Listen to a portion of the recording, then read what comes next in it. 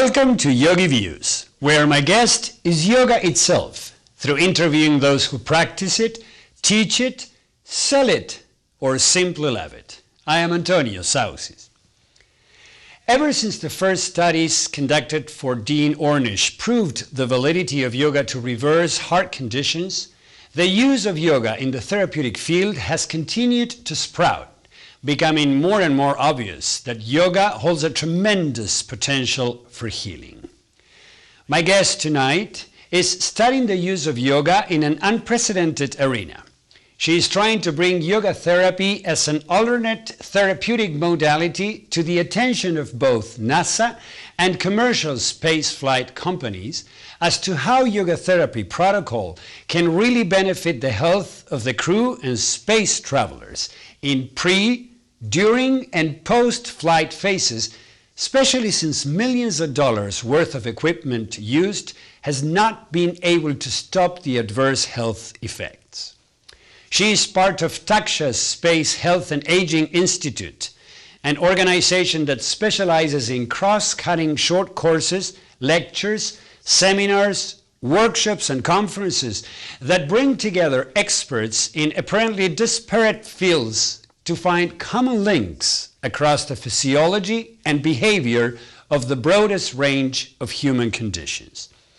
Here with me today, I have Dr. Joan Vernikos, the former head of NASA's Space Health Program and the executive director of the organization. Welcome to the show. Thank you very much for having me. One of the things that most viewers really want to know is, how did your personal yoga path start? It started about 15 years ago, probably, in two ways. One was physical, and the other intellectual. And the physical part was because I was playing a lot of tennis, and I got tendonitis very badly in my foot. I suffered for 2 years, excruciating pain, and the orthopedic people didn't think they could resolve it except helping me with support of various kinds in shoes and other forms.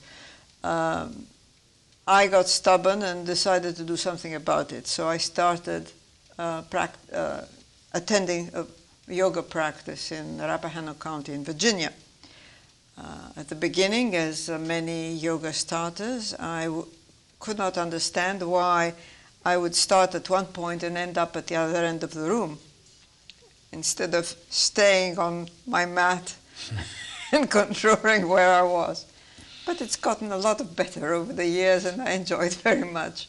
And it's the delight of my life every week. The intellectual aspect you might be interested in is more scientific. Coming from space, we found tremendous similarities between what happens to astronauts in space and what happens to the rest of us as we age. In fact, changes in space that occur normally on Earth over a lifetime occur 10 times faster in space. So you have a rapid age-like process. The astronauts didn't like the idea of getting old in space, but the fact is that it has taught us a lot about aging. Mostly that aging is not inevitable. At least the aging changes are not inevitable. Time obviously goes by. And that it can be at the very least delayed and maybe prevented or reversed, because it is lifestyle that brings about these changes. And the absence of the wonderful thing about space, going into space, is that we had for the first time the opportunity to study human beings away from Earth's gravitational pull. There is some, but it's very low. And that enabled us to then begin to understand how gravity affects us here on Earth. Now, it took going into space to understand that. And of course, yoga thousands of years ago came to the same conclusion by observing nature around us. Mm-hmm. And of course, much of yoga practice is related to gravity. Gravity pulls in one direction only, downward towards the center of the earth. It is how we orient ourselves towards this rod of force, if you will, pulling downward, that allows every part of our body to be stimulated. Through our inner ear, balance is affected. Through our weight, which is absent in space, we are pulled downward and we have to work against our weight to be able to stand up. Through acceleration, that is the stimulus as we swing on a swing or ride a motorcycle or ski or whatever activity we do for fun. And so all this is ways of using gravity to stimulate every part of our body. We have sensors in our hands and the soles of our feet and our seat and our head, and it's the only physical activity, because I hate it when people call it an exercise, because it is not an exercise, it is a practice. Mm-hmm. It is the only one that literally allows blood to go to your head. Mm-hmm. Through inversion, mainly. Through inversion, yes. Through inversion, through breathing. Mm-hmm. It increases brain blood flow.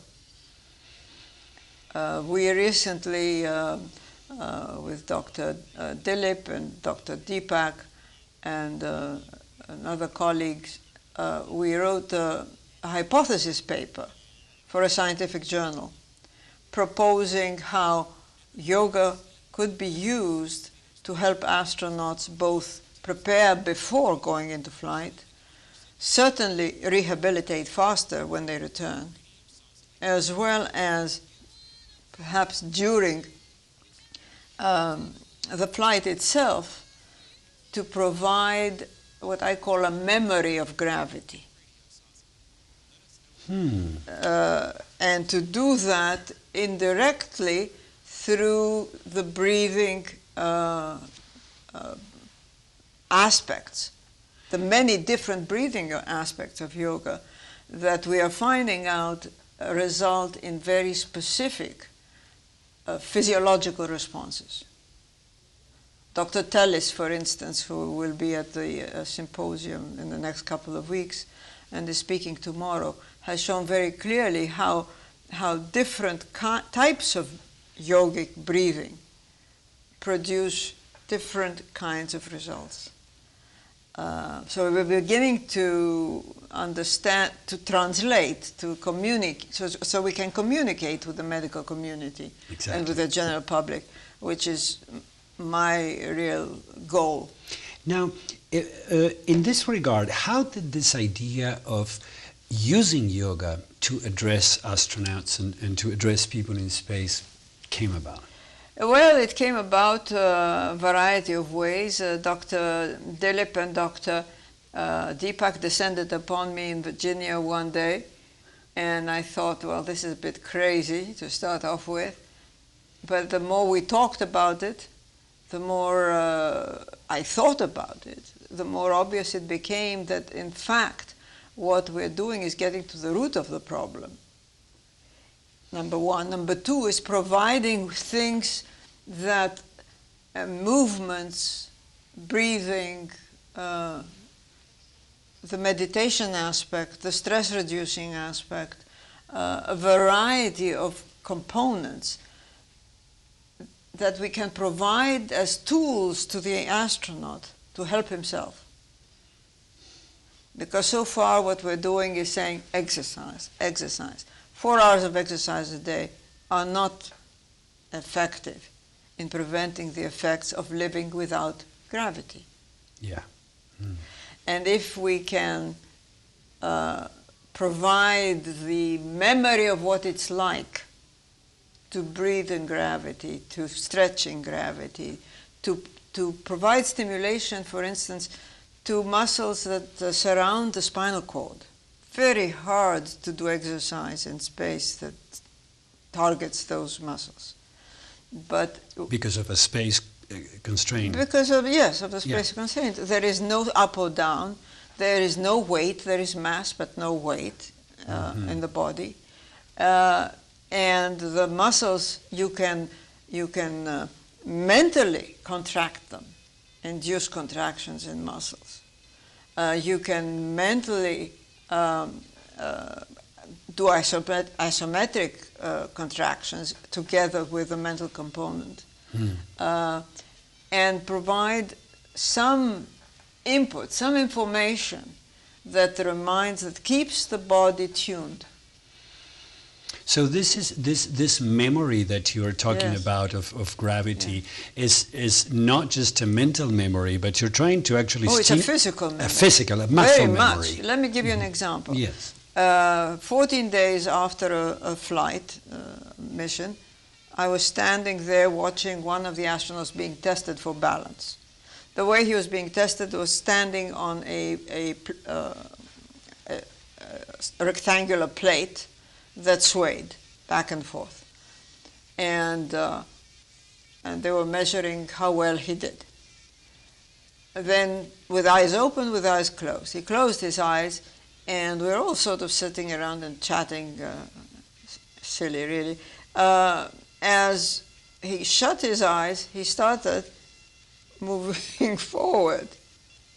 And we realized that he had no idea he was falling. And we dashed to grab him, because he was totally dead weight, big guy. He had no sense of falling. The sense of falling that we acquire as children. And know to put our hands out. He never put his arms out to protect himself. And now, of course, with longer durations, that is very obvious.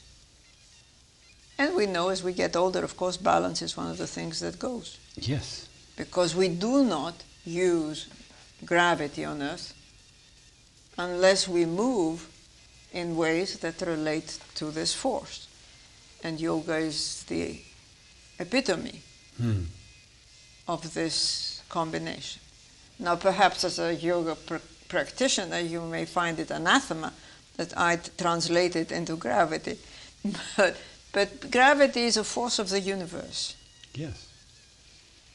We're born into it, we evolve in it, we function and we look and act because of gravity.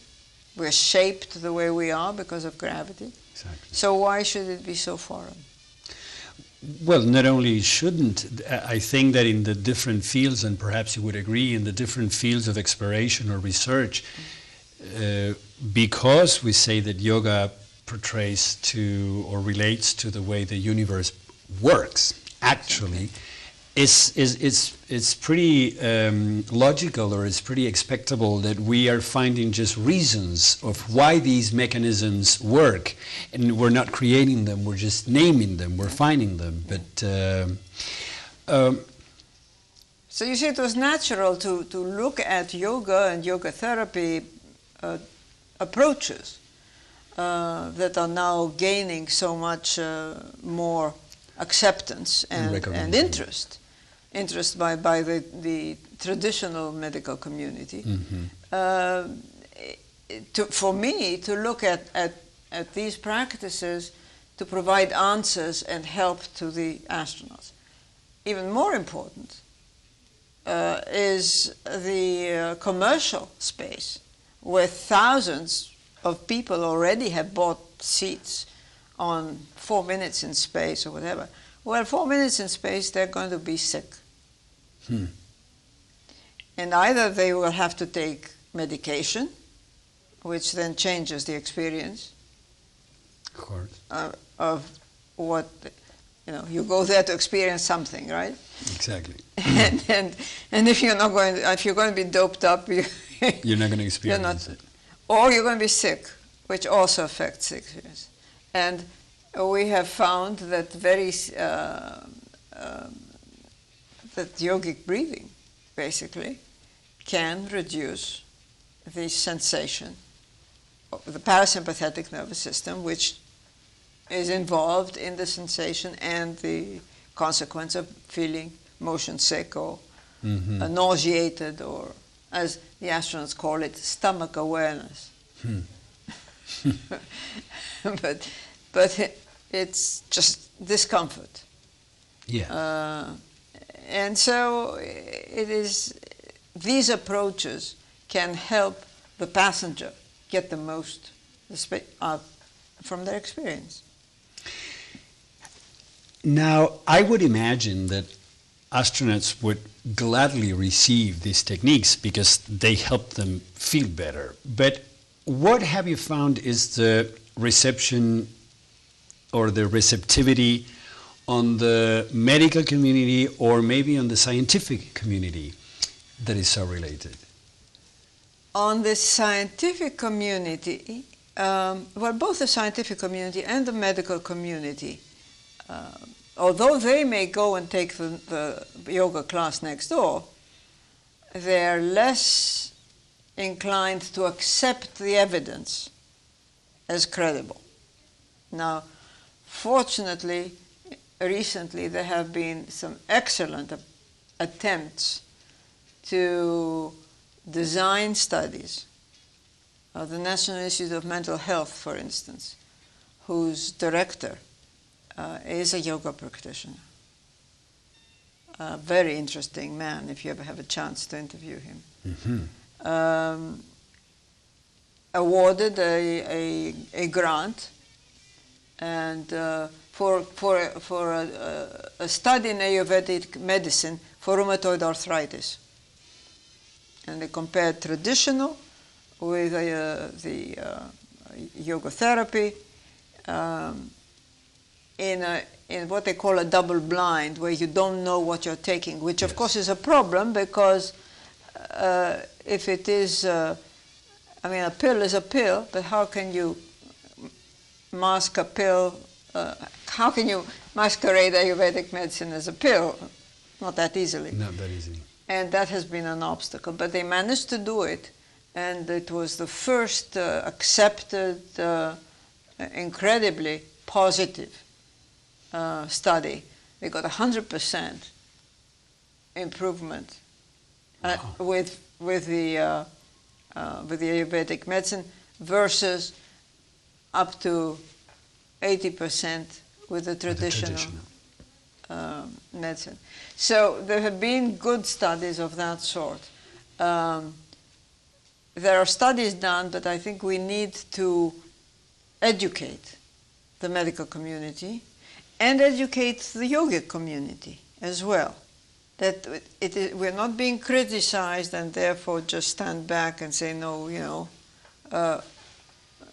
But if it's a common language we have to learn to speak by providing good controls for a study to compare the effectiveness, say, of a yogic practice in some observation, like the cardiovascular system, for instance, study, then so be it. Let's get together and do it, as opposed to... a lot of these studies have been done with different methodologies and they're not comparable. Yes, and especially if I'm not wrong, the research being done in India or in the eastern parts and the research being done here in the West differs quite a bit, and so sometimes... Yes. Now, I'm interested in asking you something, because I gather that what you were saying is that for the scientific and the medical community to accept yoga as a valid therapeutic tool, studies and research and the results are a language that they can understand. Correct. Now, when you were talking about what yogis need to learn, what is it that yogis need to learn? What is the language that yogis need to learn in order to be able to interact with the medical and scientific community? What yogis need to learn is what the hang-up is on behalf of the medical community. And they talk about evidence-based research. Mm-hmm. Oh, it's jargon. Every group has their own jargon. And I'm sure the yoga community has their own jargon and the medical community. So it's a question of bringing the languages together. Mm-hmm. It's not that they have to change the way they do things. It is that they need to bring the language together and to also explain to the medical community. You know, the medical community talk about case studies. A case study is one person. Okay? How could that be representative of all humanity? So it's not the proof of the whatever, the ultimate proof that something works. Yes. So we can have case studies in yogic practice. But then, so that is, it's a question of nomenclature and jargon and ways and education really, and cross-communication. Mm-hmm. And that's what we're trying to do with this workshop tomorrow on space health, aging, and yoga therapy from a metabolic perspective. Because what we're saying is different, the normal body, not a diseased body, but the normal body, when exposed to cold or heat or light or whatever, or sitting,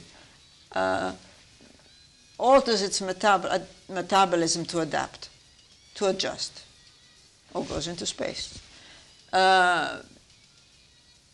We want to study different types of conditions that alter metabolism, the same metabolic pathways, across the board, but with these provocations, like space, lying in bed continuously, sitting maybe,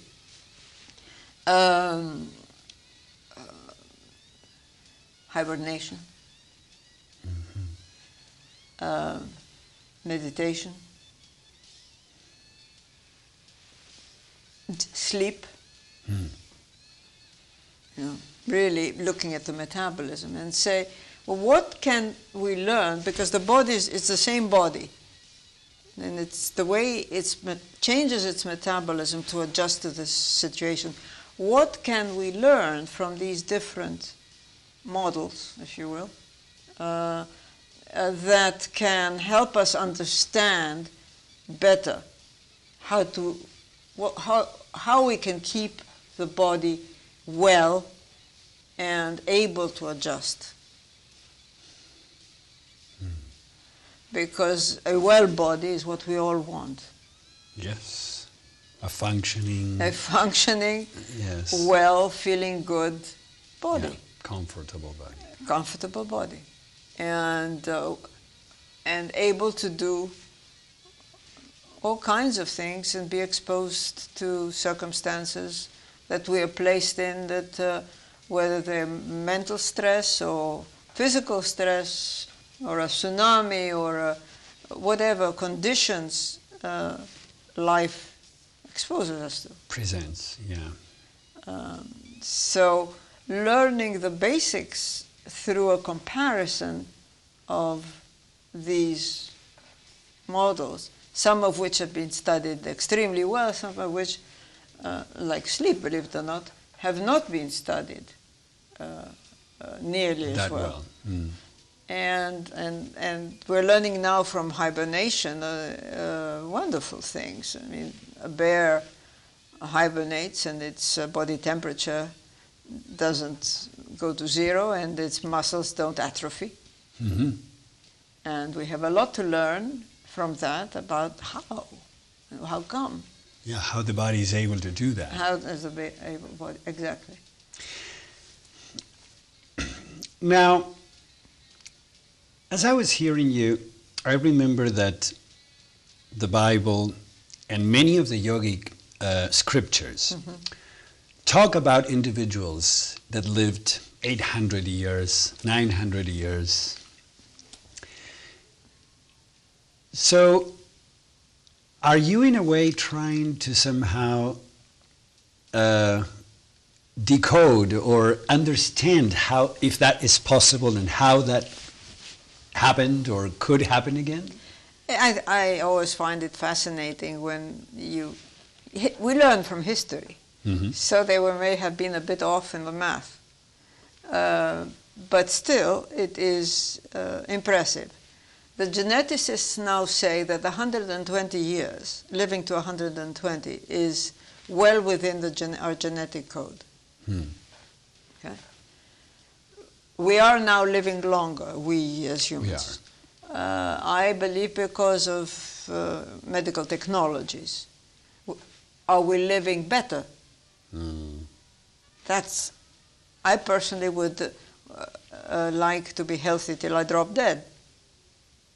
And I have never found anybody yet, I've never come across anyone who would rather just live for the sake of living in a miserable, unwell condition. Yes. And so I believe it's important, if there is a way of extending life, it would be an interesting experiment to apply these principles of maintaining a tuned body. You see, at peak development, which is around 20, the slippery slope starts. And we see this trajectory, coming to whatever age. It was 80, and it's now 50 that we see some of these disorders. As a child, you're born from the weightlessness of the womb. Yes. Never having experienced gravity. And the child is not taught by anybody that they need to use gravity. They intuitively, instinctively move every which way to grow and develop. The first thing the child does is it has to strengthen the neck muscles so it can hold its head up. And this is something we stopped doing. I see lots of people walking by my window. It's wonderful that they walk, but they're walking with their heads down. Mm-hmm. And as people get older, second childhood takes over, and the head starts drooping again. So you get a reverse of the original. Mm-hmm. The child develops and grows, and at peak development, 20 or so, it seems to stop playing. So what is playing? Playing is trying. Playing is trying, playing testing. is testing, playing is having fun. Playing is enjoying hanging from somewhere with his head down and his feet up. Yeah. Instead of sitting at a desk to study. It's getting blood to its head for a change. It's hopping, it's skipping, it's jumping, it's tumbling. All these things are aspects of yoga practice. Yes, they are. We've put a name to them. We watch children, and we watch animals, we watch nature, and we mimic. So in a sense, we are playing.